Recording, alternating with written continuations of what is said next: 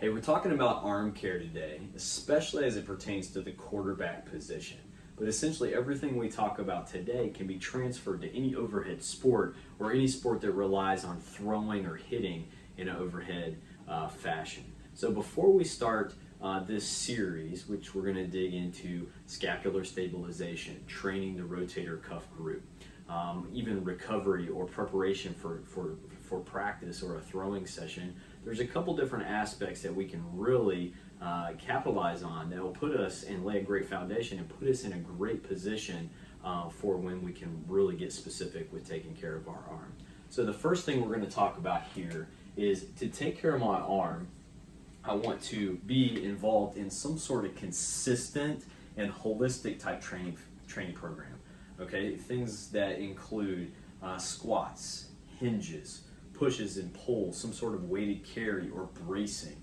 A program like that is going to allow me to be extremely holistic in my approach as I'm training my body as an athlete, as opposed to single muscle groups. But it's also going to allow me to have be robust to be able to handle the demands of my position. Okay.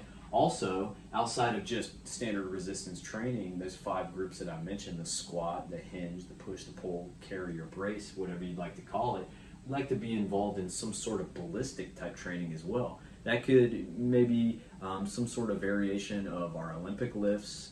It could be throwing med balls. It could be jumping using plyometrics. Whatever it is, something that is really intentionally putting me in a very dynamic type movement. Okay. The next thing that we'd like to think about is we're athletes. We need to run. We need to have a mixture of sprints, both short and longer type sprints, acceleration and max velocity sprints. We also need to condition. Okay. So step 1, we want to be involved in some sort of holistic type training program that trains me as an athlete first, not just a thrower or a quarterback. Okay. Number 2, I need to throw.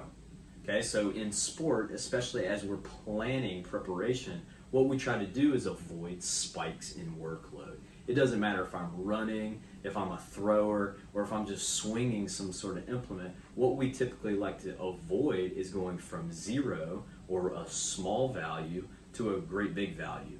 Okay, that spike is where a little bit higher risk of injury could exist. So if I'm a thrower and I throw routinely, consistently over time, and then I increase my workload, there's not as much of a dramatic spike there. So if I'm a thrower, I want to find a way to throw consistently.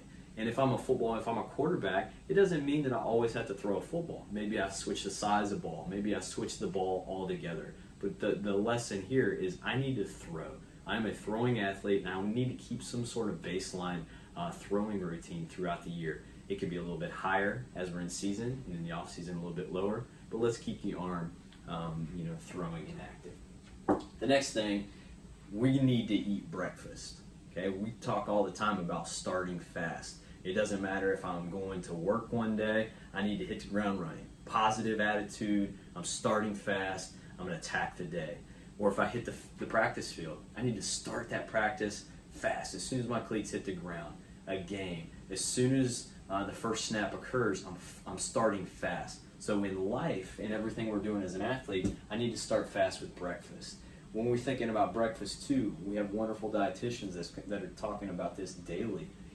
Big time breakfast, eggs, some sort of carbs, some sort of fruit with some milk. Then I have all the things that I need. So the third element is I'm going to get up daily and I'm going to eat breakfast. The third, I'm going to sleep. The fourth, not just sleep. I'm going to make sure that I'm consistent in my habits. I'm making sure my environment is dark, is cool, and is quiet. That's going to allow me to maximize my opportunity to have great sleep. But over time, when I sleep, that allows me to get up and get going the next day. So the fourth element is I'm going to make sure I'm going to sleep. The final element, and it's super, super simple, is I'm going to hydrate always. Okay, so throughout my day, I'm going to have some sort of water bottle. Okay, it's going to be specific to me. I may have a couple. It could be a Gatorade bottle. It could be a Nalgene bottle. It could be a refillable or a reusable bottle that we just get out of a vending machine. But I'm always going to carry my bottle. If I always have my bottle, I'm more apt to actually hydrate. Okay? So the fifth element is always hydrating through the day, and we can do that by carrying my water bottle. So when we try to take care of our arm as a quarterback position or some sort of thrower with a position, with a sport, okay, there are some intricacies to taking care of our arm. You know, we're going to dig into some different aspects as it pertains to the small musculature inside of my shoulder, around the scap, which oftentimes thought of as the anchor point of my shoulder, even types of mobility as it pertains to the front side of my body, my pec. Everything about it is somewhat intricate, but the foundation of taking care of my arm, the foundation of taking care of myself as an athlete, are the simple things. So in this right now, to take care of my arm, the very foundation, we're going to start with training. I want to be consistent. I want to be intentional. It needs to be holistic. I am a thrower. I'm going to throw the football. I'm going to get up and I'm going to eat breakfast. I'm going to prioritize sleep. And I'm going to carry a water bottle.